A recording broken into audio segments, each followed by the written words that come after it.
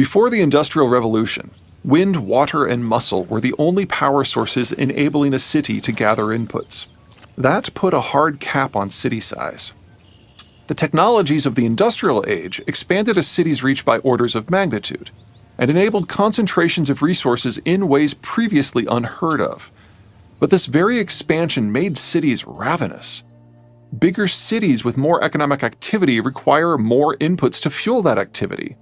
It is a bit like the old adage where cities needed 100 times their land area for charcoal, but now they needed wheat for food, iron ore for steel, oil for fuel, limestone for concrete, copper for wiring, and on and on.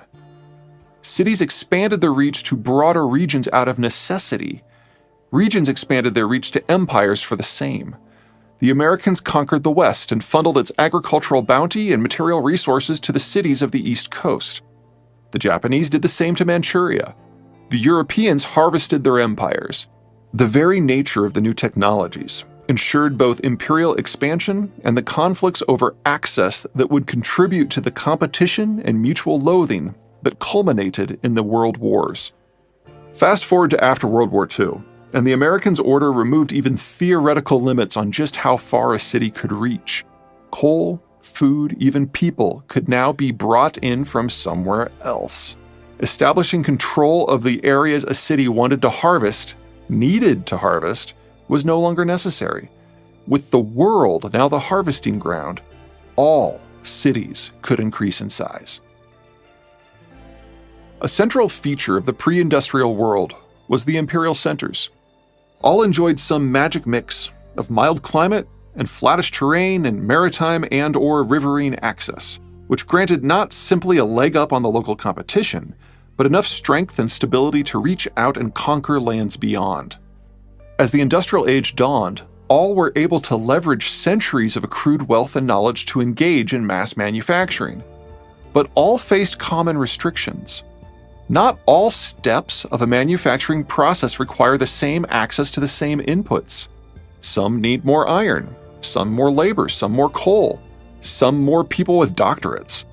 But because none of the empires would ever trust one another, it was up to each individual imperial center to muddle through, attempting to host all steps of the production process within their own jealously independent system.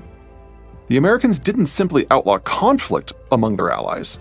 The Americans guarded all global shipping as if it were their own internal commerce, ushering transport into an age of utterly inexpensive sanctity.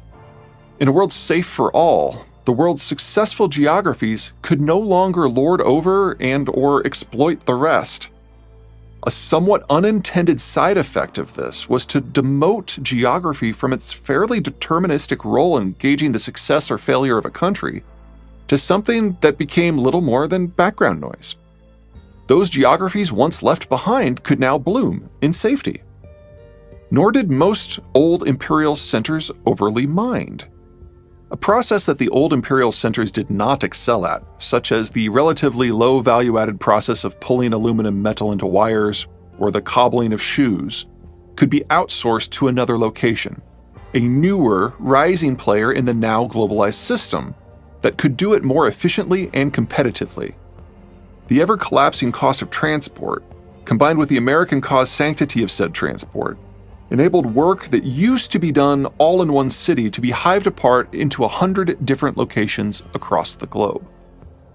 Shipping, once restricted to only raw inputs and finished outputs, now serviced a seemingly endless array of intermediate products. The modern, multi-step manufacturing supply chain was born.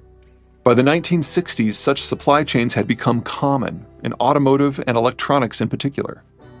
South Korea, Brazil, India, and China were simply the four biggest of the several dozen powers who suddenly held real roles.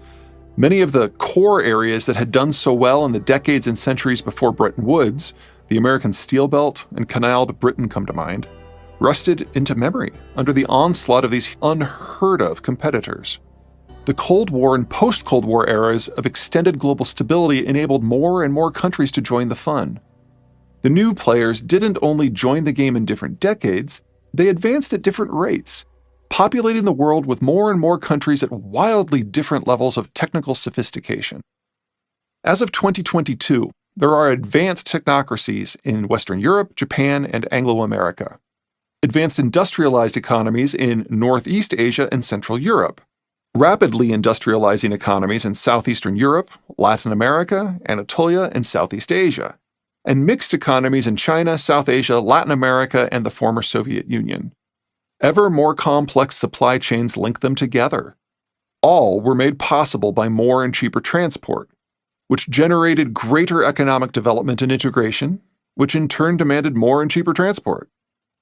Add in bigger ships, containerization, and a new style of port, and not only did the many frictions that inhibited countries trading with their neighbors get sanded down, they melted away to the point that transoceanic, truly global, multi-step trade could not only become possible, but the everyday norm.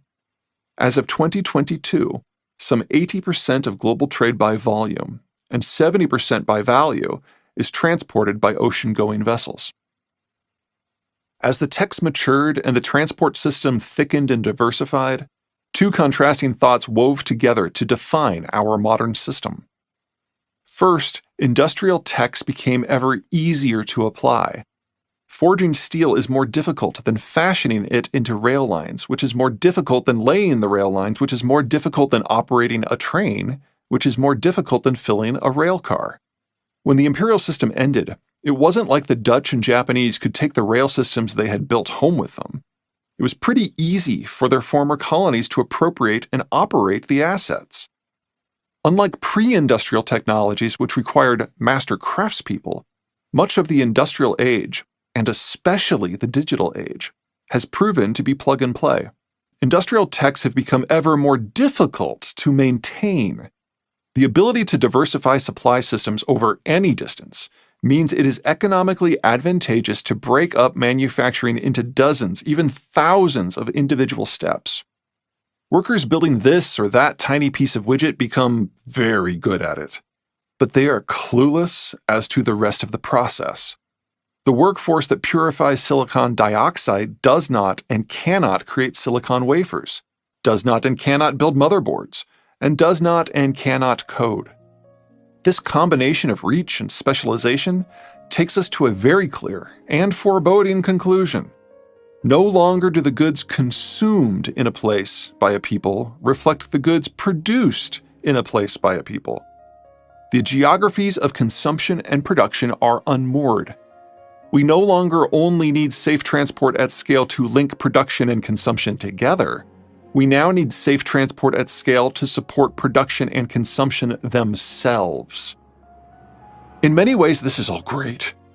Industrialization plus globalization has not only generated the fastest economic growth in history, collectively they have dramatically increased the standard of living of billions of people the world over.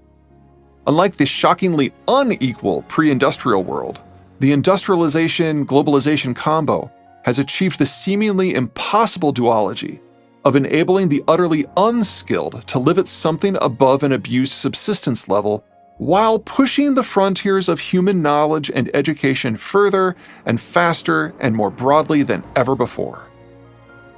But in far more ways, this is utterly awful. Modern vessels are fat beasts. Container ships running full tilt max out at just under 29 miles per hour. Bulkers at half that. The fastest civilian ships we have are passenger cruise liners, mostly because they are mostly empty space. No joy in refitting them to ship corn. Modern transoceanic container ships hold thousands of containers, more than half of which are packed to